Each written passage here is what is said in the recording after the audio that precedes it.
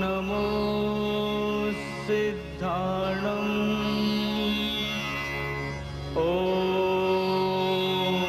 નમો આયર્યાણમ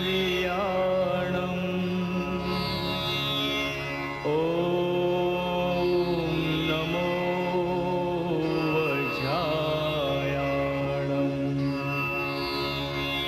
નમો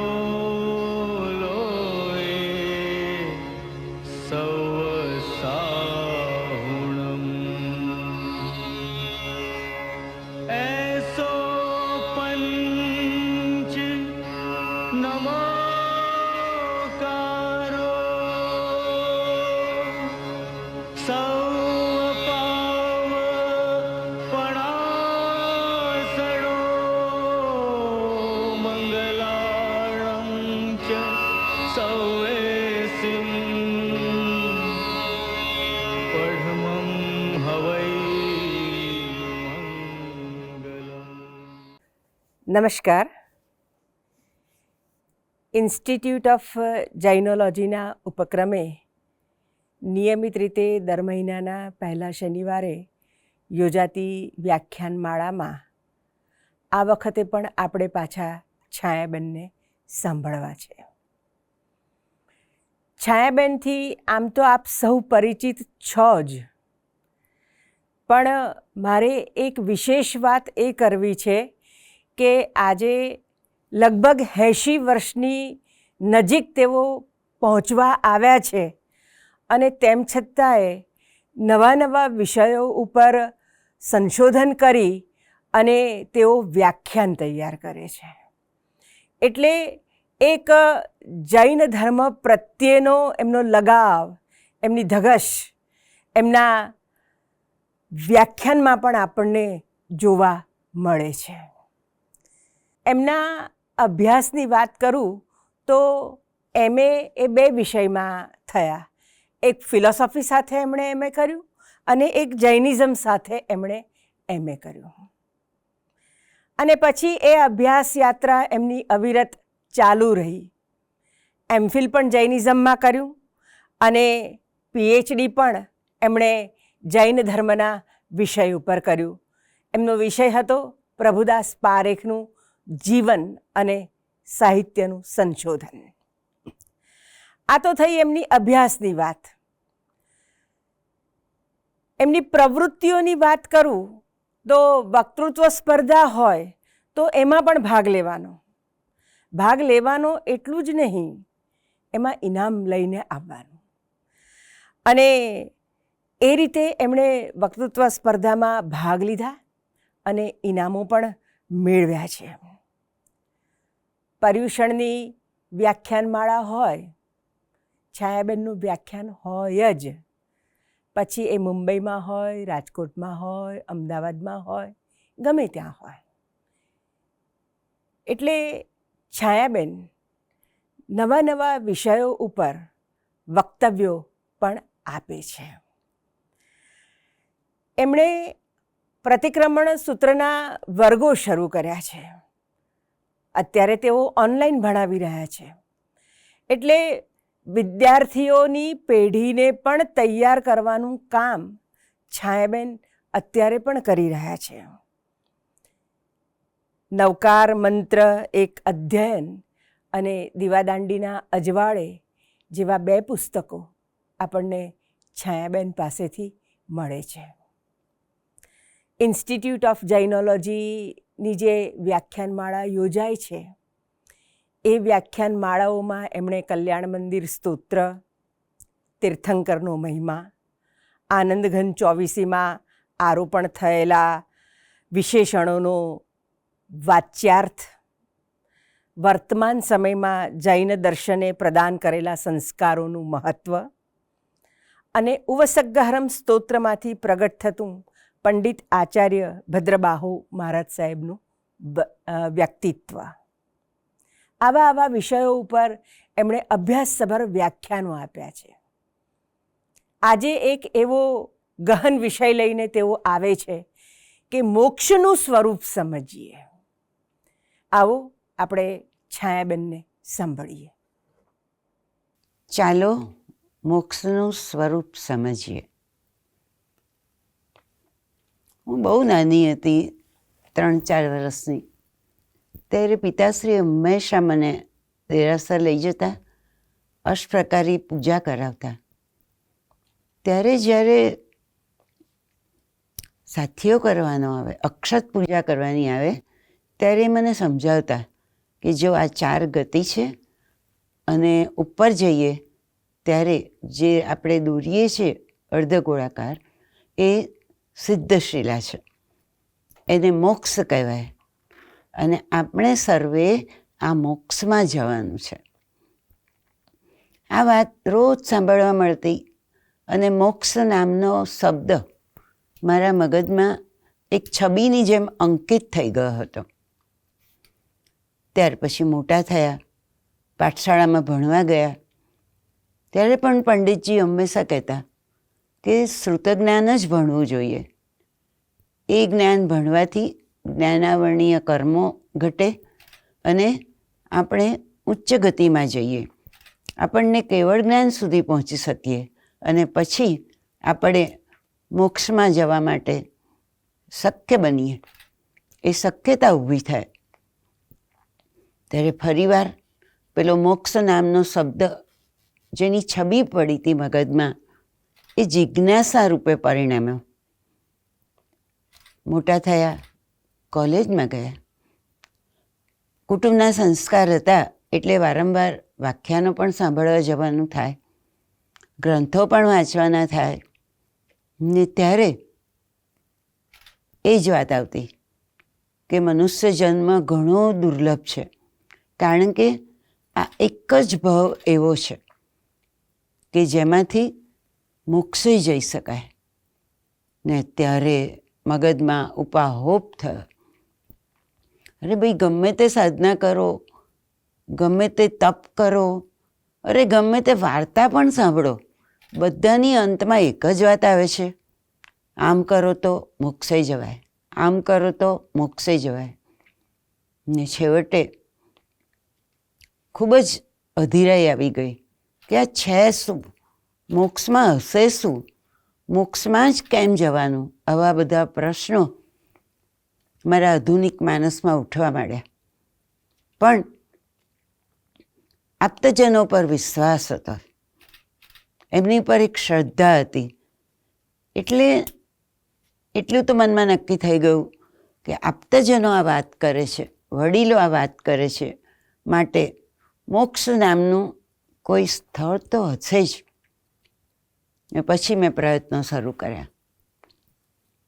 કેટલાય વિદ્વજનો સાથે ચર્ચા કરી, કેટલાય પુસ્તકો વાંચ્યા, કેટલાય પાસે સમજણ મેળવી, ખૂબ જ પુરુષાર્થ કર્યો, અને પછી મોક્ષ વિશે મને જે કંઈ જાણવા મળ્યું, જે કંઈ સમાધાન પ્રાપ્ત થયું, એ વક્તવ્ય રૂપે રજૂ કરવાનો મેં એક આ નમ્ર પ્રયાસ કર્યો છે. પહેલાં તો એ જ નક્કી કર્યું કે મોક્ષમાં શું નથી એ સમજવાનો પ્રયત્ન કર્યો. તો જાણવા મળ્યું મોક્ષમાં શરીર જ નથી, મોક્ષમાં ઇન્દ્રિયો, શરીર ના હોય એટલે ઇન્દ્રિયો પણ નથી. તો પાછું પેલું તોફાની મગજ ઊભું થઈ ગયું, શરીર ના હોય, ઇન્દ્રિયો ના હોય તો કરવાનું શું, જોવાનું શું, ખાવાનું નહીં, પીવાનું નહીં, કશું જ નહીં. પછી આખો દિવસ ટાઈમ કેવી રીતે પાસ કરવાનો? આવું નિષ્ક્રિય જીવન જીવાય કેવી રીતે? આવા બધા ઘણા સવાલો ઊભા થયા. ને ત્યારે પાછી મનમાં એક નિરાશા વ્યાપ્ત થઈ ગઈ. પણ કેટલોય સમય મેં પુસ્તકોની વચ્ચે વિતાવેલો આ મોક્ષ વિશે સમજવા માટે. એ એળે ના ગયો. એ વિષયોએ, એ પુસ્તકોએ મને કેટલાક સવાલો પૂછ્યા. મને એમ કહ્યું કે દાખલા તરીકે તમે પતંગ ચડાવી રહ્યા છો, અને જુઓ છો કે એક કબૂતરની પગ દોરીમાં ભરાયો છે ને બિચારું ઉડી નથી શકતું, ફફડે છે, છૂટવા પ્રયત્ન કરે છે. ને ત્યારે તમે જાઓ છો, દાંડો લઈ દોરીમાંથી એનો પગ છૂટો કરો છો અને પેલું કબૂતર ફર કરતું ઉડી જાય છે. એ ફર કરતું ઉડી જતું જોઈને તમારા મનમાં એક આનંદની લાગણી પ્રગટ થાય છે. આમાં કોઈ ઇન્દ્રિયો હોતી જ નથી, મનનો જ આનંદ હોય છે અને એ આનંદ અવર્ણનીય હોય છે. આવી જ રીતે કોઈએ તમારો ગુનો કર્યો, મોટો ગુનો કર્યો હોય, મોટું નુકસાન કર્યું હોય અને તમે એ ગભરાતો હોય ને છતાંય તમે એને માફ કરી દો, તો પેલો એટલો ખુશ થઈ જાય. એને ખુશ જોઈને, એની હર્ષની લાગણી જોઈને તમારા હૃદયમાં જે આનંદની લાગણી પડે, જે સંતોષની લાગણી પડે, આમાં શું ઇન્દ્રિયો હોય છે? તો આ બતાવે છે કે ઇન્દ્રિયો વગર પણ આનંદ સાક્ષાર હોય છે, ત્યાં ખરેખર હોય છે. એટલે બતાવે છે કે આ સુખ કયું? તો પછી સુખ છે, ઇન્દ્રિય નથી, તો આ સુખ કયું? તો શાસ્ત્રકાર ભગવંતો કહે છે આ સુખ એ આત્માનું સુખ છે. કેટલાક હળુકર્મી આત્માઓ આ સુખને પામવા માટે ખૂબ જ પ્રયત્નો કરે છે, ખૂબ જ પુરુષાર્થ કરે છે અને એમને ઇન્દ્રિયોના સુખ પછી સ્પર્શતા નથી. એ ઇન્દ્રિયોના સુખ છોડવા પ્રયત્ન કરે છે અને પરિણામ એ આવે છે કે એમનો આત્મા વધુ ને વધુ શુદ્ધ થતો જાય છે, વધુ ને વધુ સાક્ષાર થતો જાય છે. અને આ વસ્તુ 5 મિનિટમાં નથી થતી, યુગોના યુગો જતા રહે છે, ભવોના ભવો જતા રહે છે, પણ એ આત્મા વધુ ને વધુ શુદ્ધ થતો જાય છે, હળવું કર્મી થતો જાય છે. હવે આગમકારો હવે પિક્ચરમાં આવે છે, એ આપણને સમજાવે છે કે આવા શુદ્ધિ પામેલા આત્માઓ વધુ ને વધુ ઉજ્જવળ થતા જાય છે. એઓ કર્મની જાળોને તોડતા જાય છે ને એક વખત, એક સમય એવો આવે છે કે ચારેય ઘાતી કર્મોને તોડી કાઢે છે, ચારેય ઘાતી કર્મોનો ક્ષય કરી નાખે છે અને પછી ચારે અઘાતી કર્મોનો પણ ક્ષય કરે છે. અને અંતે આયુષ્ય જ્યારે પૂર્ણ થાય ત્યારે એ આત્મા સીધો, જેમ તીર છોડ્યું હોય અને સીધું ઉપર જતું રહે, તેમ તે આત્મા સીધો ઉર્ધ્વગતિ કરે છે અને ઉપર સિદ્ધશિલામાં જઈ અને બેસી જાય છે, સ્થિર થઈ જાય છે. આ સિદ્ધશિલામાં ગયેલા જીવોને સિદ્ધાત્મા કહે છે. આ સિદ્ધશિલામાં સ્થાન પામેલા જીવોને સિદ્ધાત્મા કહે છે અને એ સ્થળને સિદ્ધશિલા કહે છે, 5મી ગતિ કહે છે અને આને મોક્ષ કહેવાય છે. બહુ જ સરળ વાત છે, પણ આપણે કર્મોથી ભરાયેલો આત્મા છે એટલે આ વસ્તુ બહુ સુંદર પ્રયોગ કર્યા વગર સમજાતી નથી. પણ એટલે જ આપણે આજે સમજવું છે કે એ છે શું? તો આ સિદ્ધશિલા ક્યાં આવેલી છે? તો કહે છે કે આ સિદ્ધશિલા લોક અને અલોકનો જે સાંધો છે, લોકાકાશ અને અલોકાકાશ, એનો જે સાંધો છે એની નીચે આવેલી છે. છેલ્લું અનુત્તર વિમાન છે અને એ અનુત્તર વિમાનથી 12 યોજન દૂર ઉર્ધ્વ સ્થાનમાં એ આવેલી છે અને તે વચ્ચેથી 45 યોજન પહોળી છે અને ધીમે ધીમે પાતળી થતાં થતાં 8 યોજન પહોળી થાય છે. એ જેમ છત્રી બંધ કરી અને ઉઘાડી અડધી આપણને દેખાય એવું એનું સ્વરૂપ છે. પાતળી થતી જાય છે અને તે આ સિદ્ધશિલા સાફ કરેલા સોનાના પતરાથી અધિક ઉજળી કોક્ષીર સરખી શંખ, ચંદ્ર, રત્ન વગેરેથી મોતીના હાર અને ક્ષીરસાગરના જળ કરતાં પણ વધુ ઉજ્જવળ છે. એ સ્ફટિકની બનેલી છે ને આ સિદ્ધશિલા એના અનેક નામો છે. આપણે અત્યારે સ્થાનની ખાલી મોક્ષ સ્થાન શું છે એની વાત કરીએ છીએ. એના અનેક નામો છે સિદ્ધશિલાના. ઈસત, ઈસતભાર, તનુ, તનુ તનુ, સિદ્ધિ, સિદ્ધાલય, મુક્તિ, મુક્તાલય. આ અનેક એના નામો છે સિદ્ધશિલાના. આગમ ગ્રંથોમાં આ બધા જ નામો આપેલા છે. તો અહીંયા સિદ્ધોને રહેવાનું આ સ્થાન છે સિદ્ધશિલા. લોકનો છેલ્લો ભાગ. અહીંયા સિદ્ધ ભગવંતો સ્થિર થઈ જાય છે. હવે આ સિદ્ધ ભગવંતો આમાં સિદ્ધશિલામાં સ્થિર થઈ જઈ અને પછી પોતે ત્યાં આગળ અનેક ગુણો એમના પ્રગટ થાય છે. સિદ્ધ ભગવંતો હવે કર્મરહિત થઈ ગયા એટલે એમના અનેક ગુણો પ્રગટ થાય છે અને કર્મથી નિર્મૂમ થયા હોવાથી તે સિદ્ધ છે. એમના અનેક નામો છે. અજ્ઞાન નિંદ્રાથી પ્રસ્તુત જગતને પારકાના ઉપદેશ વિના જીવાદી તત્વોને જાણનારા હોવાથી બુદ્ધ છે. સંસારના અથવા સર્વ પ્રયોજનના સમૂહને પાર પામેલા હોવાથી પારંગત છે. અનુક્રમે ચતુર્દશ ગુણ સ્થાનક ઉપર આરૂઢ થઈને રત્નત્રયનું ક્રમપૂર્વક આસેવન કરી મુક્તિ શાસનને પામેલા હોવાથી અમર અને અનંગ છે.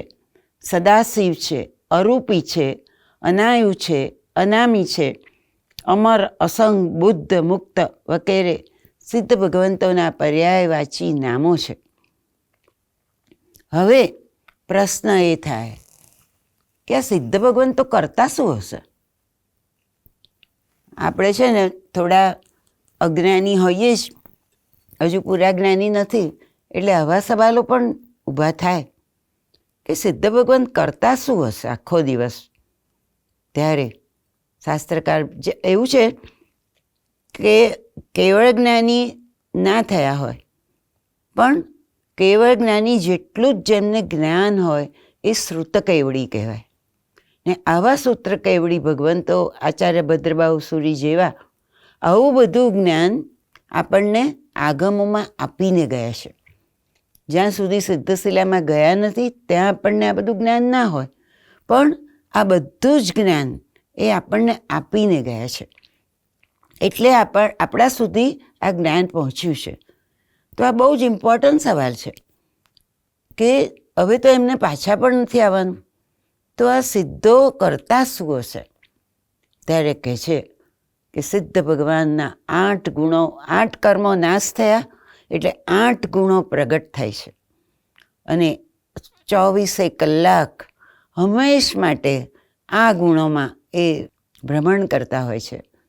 તો પહેલું એમનું કર્મ જે વિચ્છેદ પામ્યું એ છે જ્ઞાનાવર્ણીય કર્મ. જ્ઞાનાવર્ણીય કર્મ નષ્ટ થયું એટલે અનંત જ્ઞાન નામનો ગુણ પ્રગટ્યો. આ અનંત નામનો ગુણ પ્રગટ્યો એટલે સિદ્ધ ભગવંતો સર્વ દ્રવ્યના પર્યાય એ બધું જોઈ શકે છે, જાણી શકે છે અને એ દ્રવ્ય પર્યાયમાં તેઓ સતત રમણ કરે છે અને આનંદ પામે છે. ત્યાર પછી દર્શનાવર્ણીય કર્મ નષ્ટ થયું બીજું એટલે અનંત દર્શન નામનો ગુણ પ્રગટ થયો અને સિદ્ધ ભગવાન સર્વ દ્રવ્ય અને પર્યાયો જોઈ શકે છે, જાણી શકે છે અને એ અનંત દર્શનના ગુણથી સિદ્ધ ભગવંતો હંમેશા સર્વ દ્રવ્ય અને પર્યાયોને જુએ છે, માણે છે અને પરમ આનંદનો અનુભવ કરે છે. ત્યાર પછી અશાતા વેદનીય કર્મના ઉદયથી અનંત વીર્ય પ્રગટે છે. શાસ્ત્રકારો કહે છે કે સિદ્ધ ભગવંતમાં એવું વીર્ય પ્રગટે છે કે એ ધારે તો ત્રણેય લોકના આત્માઓને સર્વ કર્મથી મુક્ત કરીને શુદ્ધ બુદ્ધ અને પરમાત્મા બનાવી શકે છે.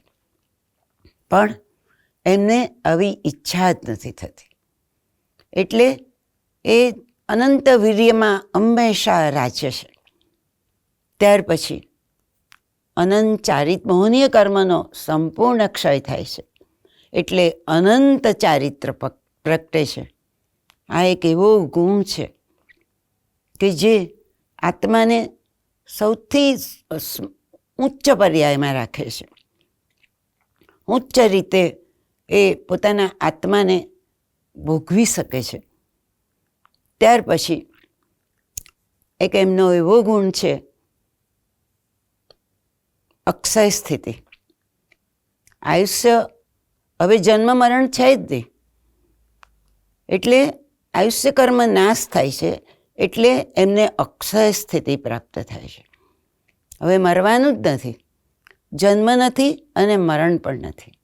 એટલે આના લીધે જે સિદ્ધો બને છે એ ક્યારેય ફરીથી જન્મ લેતા જ નથી. ઇતર ધર્મોમાં એવી વાત આવે છે, નવો અવતાર લીધો, નવું જન્મ લીધો, એવો જે વાત છે એ અહીંયા છે જ નહીં. આયુષ્ય કર્મ નષ્ટ થઈ ગયું એટલે હવે નવો અવતાર લેવાનો જ નથી. હંમેશ માટે સ્થિર, નહીં જન્મનું દુઃખ નહીં મરણનું દુઃખ, હંમેશ માટે આનંદમાં સ્થિર થઈને રહેવાનું. ત્યાર પછી સિદ્ધ ભગવંતોને હંમેશા નામકર્મ નષ્ટ થાય છે. એટલે નામકર્મ નષ્ટ થાય છે એટલે અરૂપીપણું પ્રગટ થાય છે. અરૂપીપણું પ્રગટ થાય છે એટલે એમને આટલા બધા સિદ્ધો એક જ સિદ્ધ શિલામાં સમાઈ જાય છે, કારણ કે આત્મા આત્મામાં ભળી જાય છે. ને છતાંય આશ્ચર્યની વાત એ છે કે દરેક આત્મા સ્વતંત્ર રીતે પોતાનું અસ્તિત્વ ધરાવે છે. ભેગા હોવા છતાં દરેક આત્માનું સ્વતંત્ર અસ્તિત્વ હોય છે. એટલે કોઈ પણ આત્મા પોતાનું અસ્તિત્વ ગુમાવતો નથી અને છતાંય એક જ સિદ્ધ શિલામાં એક સાથે રહે છે, કારણ કે અરૂપીપણું પ્રગટ થયું છે. ત્યાર પછી વેદનીય કર્મ નષ્ટ થાય છે. વેદનીય કર્મ નષ્ટ થાય છે એટલે હવે અહીંયા કોઈ દુઃખ નથી, કોઈ વેદના નથી, કોઈ અસમજણ નથી, ને એના લીધે પરમ આનંદ પ્રાપ્ત કરે છે. શાસ્ત્રકાર ભગવંતો કહે છે કે ત્રણેય લોકના લોકો ભેગા થઈને સિદ્ધના સુખોનું વર્ણન કરે તો પણ એ પૂર્ણ ના કરી શકે.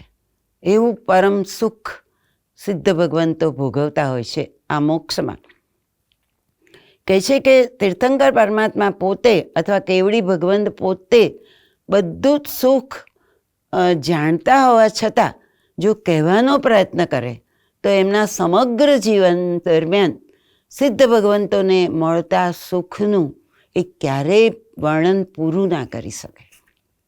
આવું છે સિદ્ધ ભગવાનનું સુખ. અને હંમેશ પળે હર ક્ષણે સિદ્ધ ભગવંતો આવું સુખ અનુભવતા હોય છે.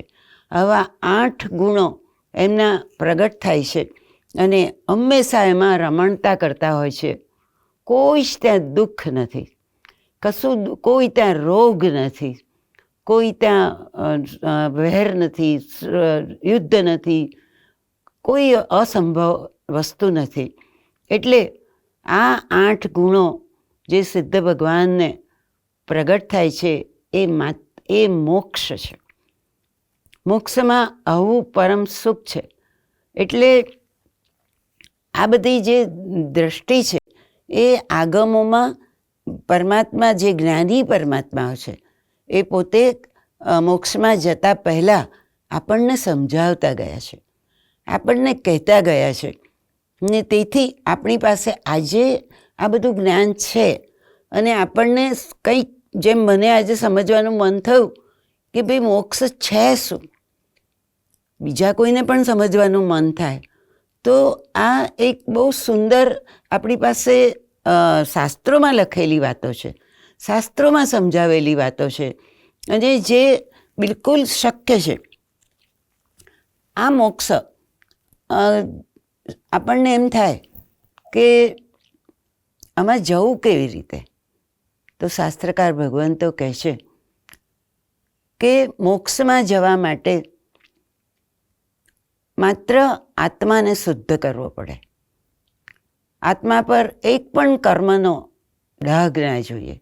જેમ જેમ આપણે આરાધના કરતા જઈએ, મુખ્ય કામો કરતા જઈએ, આત્માની શુદ્ધિ કરતા જઈએ અને જ્યારે આત્મા સંપૂર્ણપણે શુદ્ધ થઈ જાય છે ત્યારે સામાન્ય રીતે શું થાય, જ્યારે જીવની છેલ્લી અવસ્થા હોય ને, જીવનો એક ગુણ છે, એક લક્ષણ છે કે જ્યારે શરીરની બહાર નીકળવાનું હોય ને પહેલાં તો ઉર્ધ્વત દિશામાં જાય, પણ પછી એના પર જો કર્મનો ભાર હોય અને એને જે ગતિ નક્કી કરી હોય પછી ફંટાય, આડો જાય ને જે ગતિમાં જવાનું હોય એ ગતિમાં જાય ને પછી એ ગતિ ભોગવે આખી. પ્રાણી થવાનું હોય તો પ્રાણી થાય, નરકમાં જવાનું હોય તો નરકમાં જાય ને પછી એ બધા કર્મો એ ભોગવે. પણ જેને બધા જ કર્મો ખપાવી કાઢે છે એ જીવનું શું થાય છે, તો એ જીવ ઉર્ધ્વગતિ કરે છે અને સીધો જ ઉર્ધ્વગતિમાં જાય છે, આડો ફંટાતો નથી અને પછી એ ઉર્ધ્વગતિમાં સીધો મોક્ષમાં જતો રહે છે અને ત્યાં સિદ્ધશિલાના સુખો ભોગવે છે અને અનંત ઘણું સુખ ભોગવે છે અને હંમેશ માટે ત્યાં સ્થિર થઈ જાય છે. અમારા સારા નસીબે પૂજ્ય નર્વર્ધન સૂરીએ આજ એમના માસિકમાં મોક્ષમાં શું છે એનું વર્ણન કર્યું છે. બહુ સુંદર વર્ણન છે અને મારા વિષયને અનુરૂપ છે એટલે એ હું વાંચવાનો પ્રયત્ન કરું છું. કર્મને પરાધીન એવા સંસારમાં હંમેશા દુઃખ છે. સુખ હોય તો પણ એ સદાકાલીન નથી. જ્યારે મોક્ષમાં દુઃખનો અંશ માત્ર નથી અને જે સુખ છે એ સંપૂર્ણ છે, સદાકાલીન છે, કારણ કે ત્યાં કર્મની પરાધીનતા નથી. એટલે મોક્ષને અચલ એવા વિશેષણથી ઓળખવામાં આવે છે. જ્યાં કર્મની આધીનતા છે ત્યાં અસ્થિરતા છે અને જ્યાં કર્મની આધીનતા નથી ત્યાં સ્થિરતા છે. એટલે મોક્ષ આત્મ સ્વરૂપમાં સ્થિર થવાથી મોક્ષની પ્રાપ્તિનો પ્રયત્ન હંમેશા આત્માએ કરવો જોઈએ. મોક્ષમાં કોઈ પણ જાતના રોગનો અભાવ છે, કારણ કે શરીર છે, રોગ શરીરમાં થાય, જ્યારે મોક્ષમાં શરીર જ નથી. શરીર ના હોય એટલે કોઈ રોગ પણ હોતો નથી અને આ પ્રકારની રોગી અવસ્થા ત્યાં હોતી નથી. વળી મોક્ષમાં નથી હોતી શરીરની વળગણ, નથી હોતી કર્મની પલોજણ. માટે દુનિયામાં દુઃખી થવા માટે સંસાર સર્જાયેલો છે, કારણ કે એ કર્માધીન છે. એટલે શાસ્ત્રકારો કહે છે કે ઉપદ્રવવાળી અવસ્થા તેનું નામ સંસાર, ઉપદ્રવ રહિત અવસ્થા તેનું નામ મોક્ષ, અસ્થિર અવસ્થા તેનું નામ સંસાર, સ્થિર અવસ્થા તેનું નામ મોક્ષ, રોગિષ્ઠ અવસ્થા તેનું નામ સંસાર, નિરોગી અવસ્થા તેનું નામ મોક્ષ. આ પ્રમાણે વિચારવામાં આવે તો કયા વિચારકને મોક્ષ ના ગમે? ભગવાન કહે છે તમે વિચારક બનો તો મોક્ષ સિવાય તમને કશું પણ મેળવવું નહીં ગમે. આવી અત્યંત સ્પષ્ટ વાતો આપણને શાસ્ત્રકારો કહીને ગયા છે એટલે કહે છે કે મોક્ષને અનંત કહેવામાં આવ્યું છે. આવી બધી વાતો આપણે મોક્ષ વિશે સાંભળીએ તો આપણને બુકિંગ કરાવવાનું મન ના થાય? ભલે એક ભવે નહીં, અનેક ભવે પણ એ મળે એવી આપણને ઈચ્છા ના થાય? આવું સુખ પામવાનું કોણે મન ના થાય? ભલે ભવોના ભવો જાય તો પણ આચાર્ય ભગવંત રામસુરી મહારાજા કહેતા હતા, મેળવવા જેવો મોક્ષ અને છોડવા જેવો સંસાર. એનું કારણ આ જ હતું કે અનંત સુખ પ્રાપ્ત કરવું હોય, અનંત શક્તિ કેળવવી હોય તો એકમાત્ર મોક્ષમાં મળે છે. અને માટે જ આપણને આ બુકિંગ કરી જ દેવું જોઈએ. બુકિંગ કરવું એટલે શું? બહુ સહેલાઈથી નથી થઈ જતું હતું આ બુકિંગ, પણ સહેલાઈથી પણ થાય છે. આપણને એમ થાય કે બહુ જ તપ કરીએ, મોટા મોટા સાધનાઓ કરીએ તો જ બુકિંગ કર્યું કહેવાય, પણ ખરેખર એવું નથી. કેટલાય આત્માઓ એક સામાન્ય ધ્યાન ધરીને, ક્યાં તો ધર્મ કરીને, પચખાણ કરીને પણ મોક્ષે જઈ શક્યા છે. પણ એક જ વાત જોઈએ, શાલિભદ્રભાઈ કરીને એક ભાઈ હંમેશા અષ્ટપ્રકારી પૂજા ઉપર અત્યારે એમનું પ્રવચન ચાલે છે ત્યારે બહુ સુંદર વર્ણન કરે છે કે પૂજા કેવી થવી જોઈએ. કોઈ પણ વિધિ કરો, કોઈ પણ ક્રિયા કરો, એનું રહસ્ય આપણને ખબર હોવું જોઈએ, એમાં આપણું મન હોવું જોઈએ. આવું જો હોય ને તો આપણને એક ક્ષણમાં જ બુકિંગ થઈ જાય, આપણે એક ક્ષણમાં જ બુકિંગ કરી શકીએ. હું એક દાખલો આપું તમને. અહીં જ વિશ્વકોશમાં અમે સૂત્રાર્થના અર્થ શરૂ કર્યા હતા. હવે એ બધા ગણધરકૃત સૂત્રો છે. એમાં એક સૂત્ર મને બહુ સ્પર્શી ગયું હતું. અઢી દ્વીપમાં રહેલા સાધુઓને વંદન કરવાનું સૂત્ર. અઢાઈ જઈશું, દિવસમુ દઈશું, પન્નરસસુ, કમ્મભૂમિસુ, જાવંત કેવી સાઉ, કેવા રયણ ગુચ્છ પડિગ્ધ ધારા, 18 સહસ્ર શિલાંગના ધારા, અખુઆર ચરિતા, શીરસા મણસા મથેણ વંદામી. આ છે માત્ર શબ્દો, પણ જો અહીંયા વિચારણા કરી હોય, અર્થ સમજ્યા હોઈએ કે માત્ર એક નાના કટાસણા પર બેસીને અહીંયા હું શું કરું છું, એક માત્ર કટાસણા પર બેસીને અઢી દ્વીપમાં રહેલા આવા સાધુ, 18 સહસ્ર શિલાંગના ધારા, અખુઆર ચરિતા, આવા સાધુઓને મસ્તક નમાવીને ભાવથી વંદન કરું છું. શાસ્ત્રકારો કહે છે કે આવો ભાવ આવી જાય આ સૂત્ર બોલાવતા તો પેલું મોક્ષ કર્મ, મોક્ષમાં જવાનું એક બીજ ડંખાઈ જાય. એટલી તાકાત છે આ સૂત્રોમાં. તો આપણે મોક્ષનું સ્વરૂપ સમજીને આવા બીજ નાખવા છે. મને ખબર છે, હું અમેરિકા જ્યારે આપણે વેકેશનમાં ઓનલાઈન અર્થ કરાવતી હતી સૂત્રોના, ત્યારે એક બહેને મને સવાલ પૂછ્યો કે હું જ્યારે ઉપવાસ કરું ને ત્યારે મારા સસરા મને લડે છે, આટલું બધું ખાવાનું પીવાનું છે તો એ શું કામ ભૂખી રહે છે, એવું મને કહે છે હંમેશા. તો એમને શું જવાબ આપું?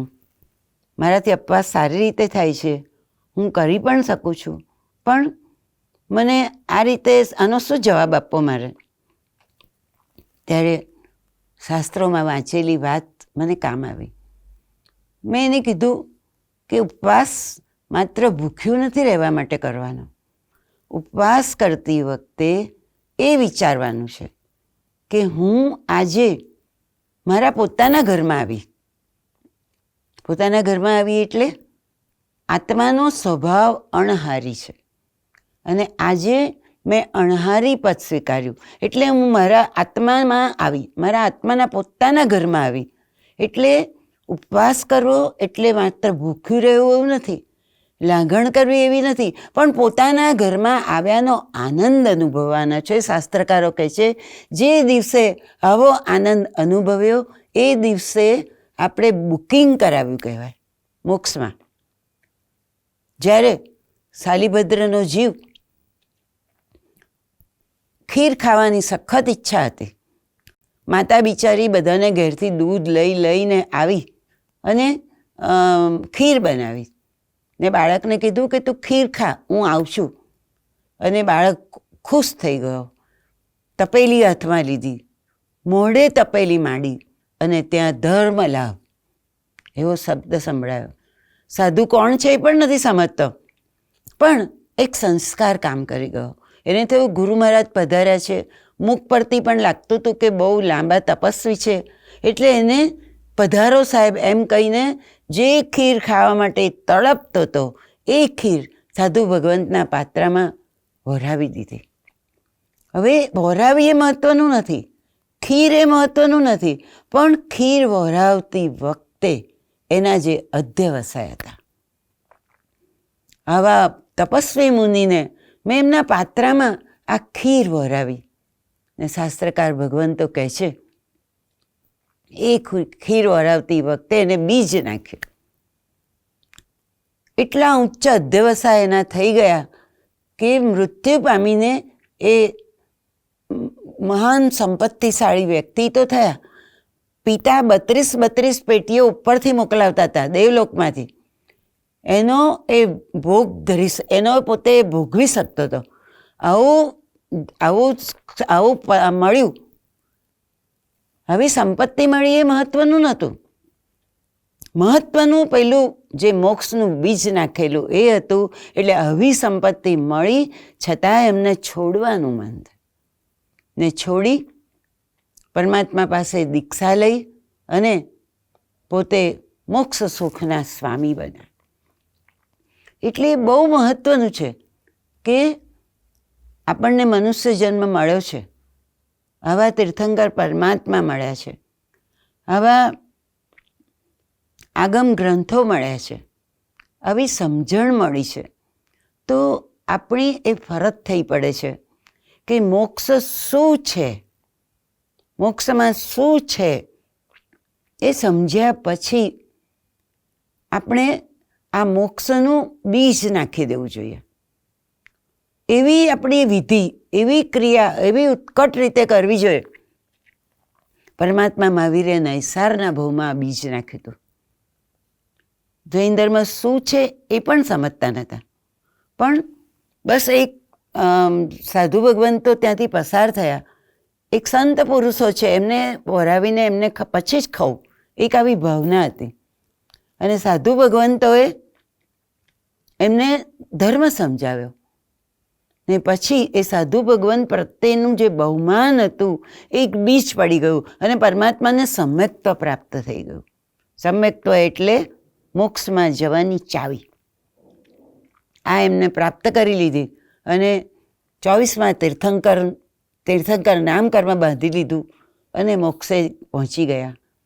આપણે આજે જે આ વિષય લીધો છે એ માત્ર સાંભળવા માટે નથી લીધો કે જ્ઞાન પ્રાપ્ત કરવા જ નથી લીધો, પણ એવી ભાવના માટે લીધો છે કે આપણે મનુષ્ય જન્મ જે મળ્યો છે એ સાર્થક કરી લઈએ. ખબર નથી કેટલા ભવો પછી મળશે, કેવી રીતે મળશે, પણ એનું સ્વરૂપ જાણ્યું ને આજે તો મનમાં એક વંટોળ ઉઠે કે ભલે ને જેટલા પરમાત્માને 27 ભવ તો ગણેલા છે, પણ બીજા કેટલા ભવો પ્રભુએ કર્યા છે પછી એ મોક્ષમાં ગયા. એ ગયા તો આપણે પણ કેમ ના જઈ શકીએ? અને અંતિમ સુખ એમાં જ છે. એ આપણે જોયું કે મોક્ષમાં જ અંતિમ સુખ છે.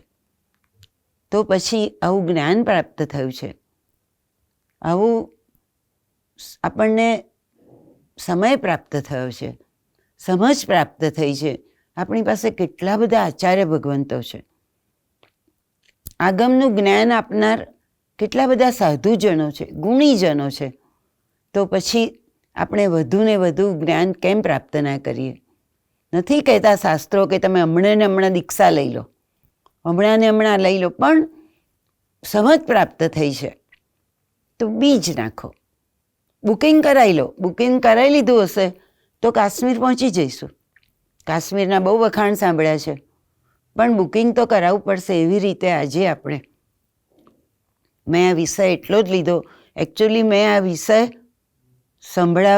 બધાને સંભળાવવા માટે નહીં, પણ મારા પોતાનું હૃદય દ્વાર ખોલવા માટે લીધો છે કે ક્યારેક એવી તક મળી જાય અથવા એવી તક મેળવવા પ્રયત્ન કરું કે મારું બુકિંગ થઈ જાય, મારા બીજનું રોપણ થઈ જાય. તમને ખબર છે, મને થોડોક ગાર્ડનિંગનો શોખ છે, એટલે ઘરના શાકો ખાવાનું બહુ મન થાય. એટલે અમે જ્યારે દૂધીના બીજ નાખીએ ને જમીનમાં, પછી રોજ જોયા કરીએ કે અંકુર ફૂટ્યો. અને જે દિવસે અંકુર ફૂટેલો જોઈએ ને ત્યારે બાળક જન્મ્યું હોય ને એવો આનંદ થાય. તો બસ એક્ઝેક્ટલી અહીંયા એ જ કરવાનું છે. બીજ નાખી દેવાનું છે. જે કંઈ ક્રિયા કરતા હોઈએ, મને આનાથી મોક્ષ મેળવવો છે, પછી છે ને એ ક્રિયા કરતી વખતે એટલું બધું ઊંડાણ જશે, એટલો બધો આનંદ આવશે. શાલીભદ્રભાઈ કહે છે કે આ પ્રકારની પૂજા કરતી વખતે અમારા એક ઓળખીતા બહેન છે, એ જ્યારે પૂજા કરે ને ત્યારે એમના મોઢા પર સ્મિત હોય, આનંદ હોય. મને ઘણીવાર વિચાર આવે કે આ બહેનના મોઢા પર આટલું સ્મિત કેમ છે? ને ત્યારે એ મારાથી રહેવાયું નહીં. મેં એમને એકવાર પૂછ્યું કે એવું તે તમે શું અનુભવો છો કે મોઢા પર આટલું સ્મિત હોય છે? ત્યારે કહે છે કે છાયાબેન, 64,000 ઇન્દ્રો જેની સેવા કરે છે એ પરમાત્માની સેવા કરવાનો મને લાભ મળ્યો છે. શાસ્ત્રકારો અહીં કહે છે કે આવી પૂજા થાય, પરમાત્માનું સ્વરૂપ આવું જોવા મળે, એ વ્યક્તિને મોક્ષ મળ્યા વગર રહે જ નહીં. એ વ્યક્તિને બીજ નંખાઈ જ જાય, બુકિંગ થઈ જ જાય, અને વહેલા મોડું એ વસ્તુ પ્રાપ્ત થઈ જ જાય. તો આપણે પણ કેમ ના કરીએ? મોક્ષનું સ્વરૂપ સમજાવવા પાછળ એક જ ઈરાદો છે કે આત્મા વધુ ને વધુ શુદ્ધિકરણ તરફ જાય, વધુ ને વધુ શુદ્ધ થાય અને વધુ ને વધુ મોક્ષનું સુખ પ્રાપ્ત કરવા માટે પ્રયત્નશીલ બને. એ જ આપણી ઈચ્છા હોવી જોઈએ. મને આ વિષય લેવાનું એટલે જ મન થયું કે અનેક આત્માઓ પામી શકે. એવું નથી, કેટલાય રાજાઓ પણ મોક્ષે ગયા છે, કેટલા ચક્રવર્તીઓ પણ મોક્ષે ગયા છે, અને સામાન્ય વ્યક્તિ પણ, પુણ્ય શ્રાવક જેવો પણ, સાવ ગરીબ ને છતાંય સામાયિકનો મહાન આરાધક, સર્વ કોઈ મોક્ષે જઈ શકે છે અહીંયા. અને જુઓ, તમે એક વસ્તુ જુઓ, અહીંયા એવું નથી કહ્યું કે ખાલી જૈન જ મોક્ષે જઈ શકે. અહીં સંપૂર્ણ લોકશાહી છે. જે આત્મા શુદ્ધ થયો એને હક છે. એટલે તો સિદ્ધોના જે પ્રકાર છે ને એમાં મૂક્યું છે કે જૈન નથી તો પણ એ મોક્ષે જઈ શક્યો છે. પણ આ 15 પ્રકારે સિદ્ધ થઈ શકાય છે. એટલે બિલકુલ પક્ષપાત નથી. જે પણ આત્મા શુદ્ધ થયો એને મોક્ષે જવાનો અધિકાર છે. આપણે સૌ પણ આવો અધિકાર પ્રાપ્ત કરીએ અને અહીંથી પ્રારંભ કરીએ. મોક્ષનું સ્વરૂપ સમજી અહીંથી પ્રારંભ કરીએ. આપણા અંદર જે કંઈ અસૂચિ હોય, અંધકાર હોય, એને કાઢવાનો પ્રયત્ન કરીએ ને વધુ શુદ્ધ બની મોક્ષનું સુખ ચાલો સમજીએ. મેં વિષય જ એટલે લીધો છે કે મારી સાથે આપ સૌ પણ આ સુખને સમજો અને વધુને વધુ શુદ્ધિ પ્રાપ્ત કરો. વધુને વધુ ઉગ્રપણે આ બીજને વાવો. વધુને વધુ લાંબા સમય પહેલાં આ બુકિંગ કરી લઈએ. એ જ આપણી એક ઈચ્છા રહે. એમાં ભલે ઘણો સમય લાગે, પણ આજે કરેલું એ બીજ જરૂર વૃક્ષ થશે અને એને ફળ પણ આવશે. માટે બહુ લાંબુ ના કહેતા, મારું એટલું જ્ઞાન પણ નથી. હું આ વિષયને જે રીતે છણાવટ કરવી જોઈએ એ કરવા એટલું સમર્થ પણ નથી. પણ છતાં હૃદયમાં એક ભાવના જાગી કે આ વિષય રજૂ કરવો ખૂબ જ જરૂરી છે, ખૂબ જ જરૂરી છે, અને એમાં બધાને જ રસ જાગે એ પણ ખૂબ જરૂરી છે. માટે મેં આ પ્રયત્ન કર્યો છે. મારાથી વિતરાગની આજ્ઞા વિરુદ્ધ અથવા મોક્ષના સ્વરૂપ વિશે પણ કંઈ પણ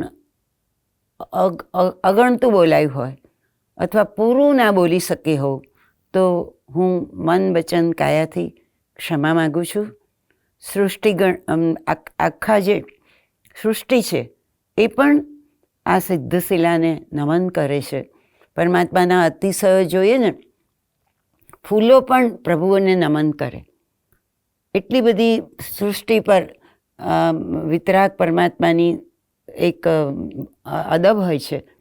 તો આ સૌ આપણને પ્રાપ્ત થાય એવી એક શુભેચ્છા વાતાવરણમાં હું વિરમું છું.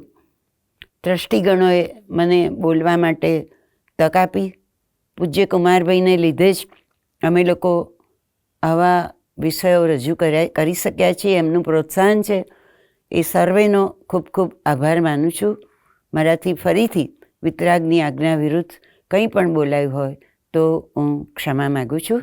જય જિનેન્દ્ર. ઇન્સ્ટિટ્યૂટ ઓફ જૈનોલોજી વતી